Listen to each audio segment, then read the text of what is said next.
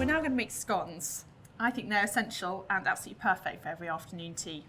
I would be very disappointed if there wasn't scones. You can't have an afternoon tea without scones. All your childhood memories. But I've never made them, so I'm excited. Fantastic. Well, it's thought that perhaps scones originated in Scone Palace in Scotland, where all of the Scottish kings were crowned. Or it might have come, the word might have come from the Gaelic word scone, which means a large mouthful. So sort of like a large or a few mouthfuls, perhaps. I was going to say, Okay. if you can eat a scone in one mouthful, you are doing well. Very well. Right, so shall we crack on? So first of all, what we're going to do is we've got flour. And we're going to sift that. We want nice and light and fluffy scones. We're going to sift that into our bowl. We don't want rock cakes, do we? No. Nowadays, scones are more traditionally associated with the West Country, so sort of traditional cream teas in Devon and Cornwall, where they're served with jam and clotted cream. Yeah, see, I'm a traditionalist. I like mine with lots of butter and jam. I mean, clotted cream is great, and I will eat them with clotted cream, but if I had a preference, it would be for butter rather than cream. Probably better for the waistline as well. Well, I'm rather partial to the clotted cream myself.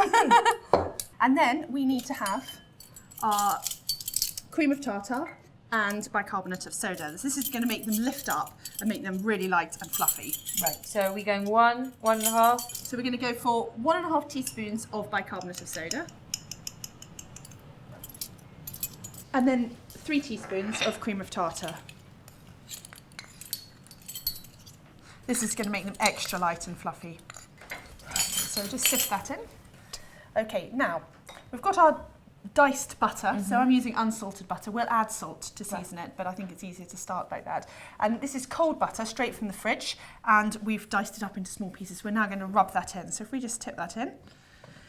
Now, when you're rubbing it in, you want to just use your fingertips. It's great if you've got coolish hands.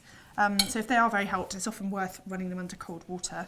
And then you're very lightly, not going to press really hard, just really lightly sort of like rub it through your fingers and let it drop back down, bringing it up like this. So we want breadcrummies. Absolutely. Breadcrumb-like consistency. Now, as we're using unsalted butter, we might want to just add a pinch of salt. Super. So do you always use sultanas, or do you sometimes prefer them plain? I always love sultanas in mine. What about you? I'm a sultana girl. Any excuse for a bit of sugar. Well, maybe I'll make mine plain and you put sultanas Okay. in yours, and then we've got a mixture if everyone fancies something a bit different.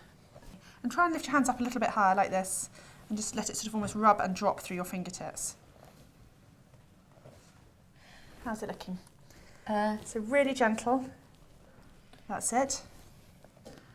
Almost like fine breadcrumbs. Just make sure you've got rid of all those bigger bits of batter. Yeah, just still squash got those. some The other pretty big thing you lumps. can do if you don't want to dice it, it's a quick way to do it is to, when the butter's really hard from the fridge, just put it through a coarse grater. So literally just coarsely grate it Grating through. butter. Yeah, that's quite a good thing to do. That's genius. It really does make a difference there if your butter's nice and cold straight from the fridge. Make sure you've got all the bits up from under the bottom so everything's mixed in, because you don't want the flour only mixed into some of the butter. Yeah, it's good you said that, because I had a large deposit of flour at the bottom. And it's supposed to be that as you're lifting it up like this, you're adding air in, so you're making them extra light. We need to be careful later on when we're pressing them out that we don't squash all that air that we've taken the care to put in. You better remind me, because I'm always squashing them down. There you go. Could you add blueberries to scones? Yeah, blueberries are delicious. I tend to add dried blueberries. Right. They're really good. And people add lots of different things. You can be quite inventive. You could add like little chunks of white chocolate or put dark chocolate and cranberries in, sort of Christmassy ones, and a little bit of spice. They're really versatile. And then of course you could do savoury ones. So you could put in some cheese, grated cheese. There we go, I'm done.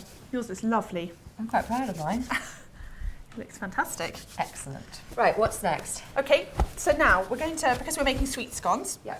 we're going to add the sugar. There's yours. And we'll just stir that through, just so it mixes in and incorporates. Now you're going to make sultana ones, so you want to add those now as well. And you still add the same amount of sugar even if you're adding sultanas? Well, I do, just because this is the standard recipe that I always use. If you wanted to take a little bit out, you could. Or you could not add the sugar at all if you don't want to. I just think it's rather nice to have that sweetness. Lovely. That's super. Okay, and then what we're going to do is we're going to use 3 eggs. I'm just going to move this a little bit out of the way. 3 eggs, and we're going to break this into our jug, and then we're going to mix them up to the right amount of liquid with some milk.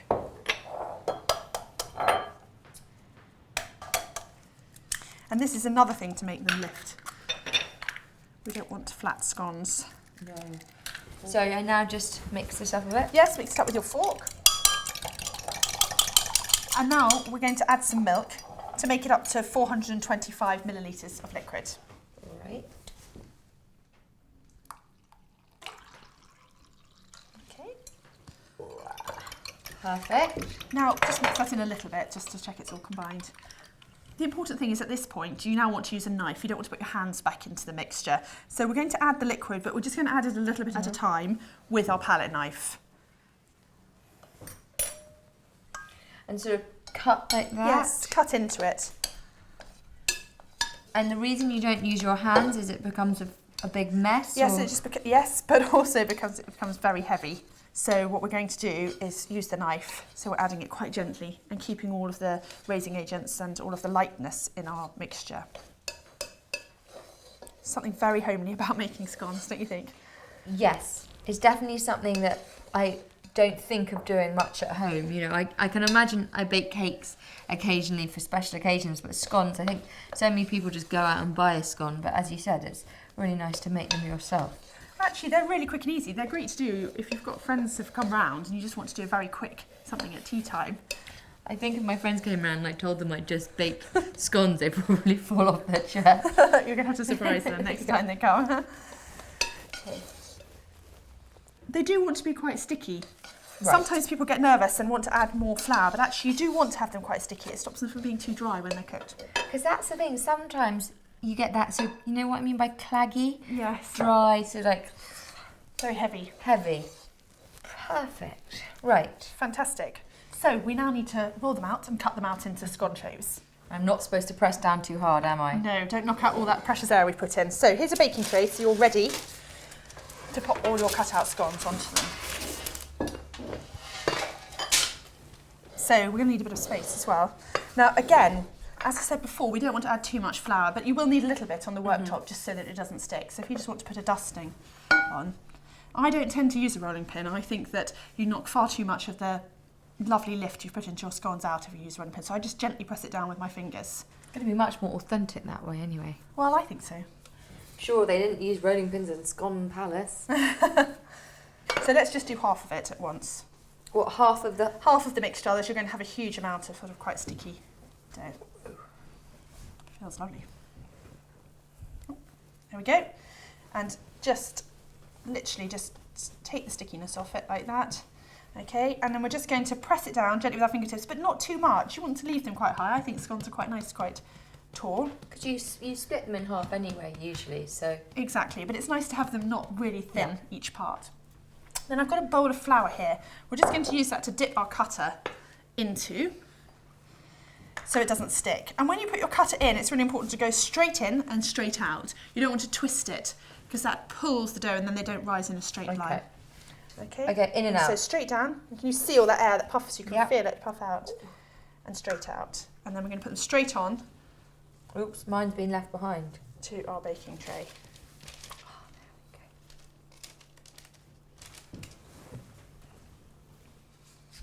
Fantastic.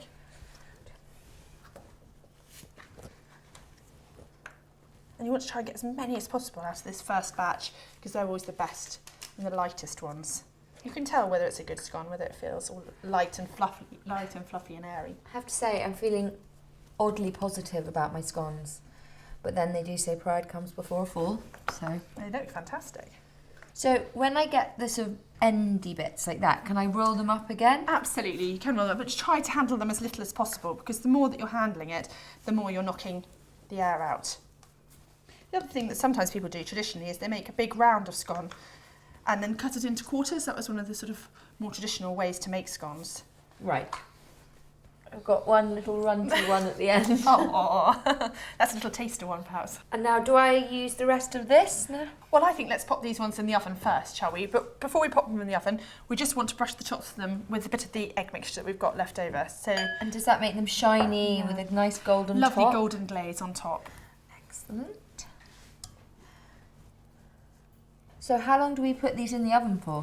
Well, they go into a really hot oven, about 220 degrees for the first 5 minutes, and then you need to turn the oven down to about 180 degrees Celsius for the remaining 15 minutes.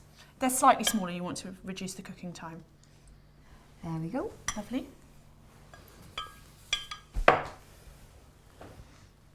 So you'll be going clotted cream. Absolutely, definitely. Jam first. Jam first. Yeah. Someone told me there's a difference. Like in Cornwall they do jam first, and then in Devon they do... I think that's right. I think most of my childhood holidays were in Cornwall and we had jam first, then clotted cream. But in Devon they go crazy in the aisles and they put cream, then jam. Absolutely. Perfect. Okie dokie. Let's put these straight in the oven.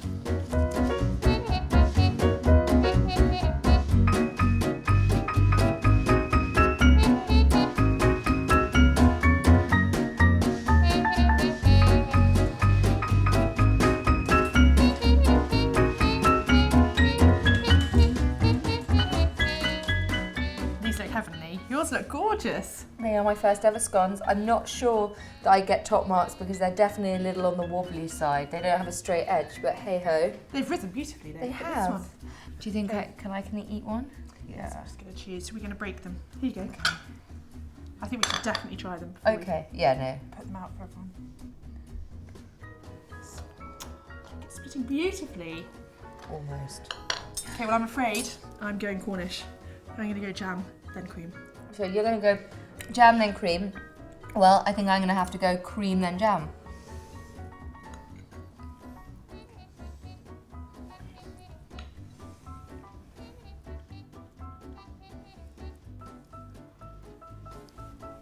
That's really good. Nice and light, fluffy. Really fluffy.